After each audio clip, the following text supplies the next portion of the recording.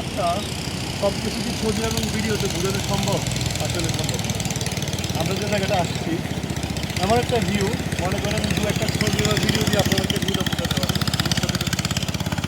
আমরা এখন দাঁড়িয়ে আছি আমার গ্রামাক্সি, ঠিক আছে? এই দিকটা হচ্ছে দেবতা খুন, নাফা খুন, আর হচ্ছে আমি আছি। ঠিক আছে, আমাদের এদিকটা পুরোটাই মায়ানমারের বর্ডার। আমরা যদি 3 দিন বোট রাইড করি তাহলে মায়ানমার চলে যেতে পারবো এদিকে, ঠিক আছে? আর এইটা হচ্ছে চমৎকার একটা জায়গা, তিনটা ঝর্ণার মহল। তো অনেক বেশি রেস্ট্রিকশন আছে, যেটাকে ভয়ঙ্কর সুন্দর বলে থাকি আর কি আমরা, ঠিক আছে? আমরা বাংলাদেশে মোটরেবল রোড 2 থেকে 3টা মানে খুবই ভয়ঙ্কর সুন্দর টাইপের। অলরেডি আমরা একটা মানে কমপ্লিট করে এসেছি কাউক্রাডন। তিনদুতে যাওয়ার আমাদের একটা প্ল্যান ছিল, আমরা অলরেডি অনেক দূর চলেও গিয়েছিলাম।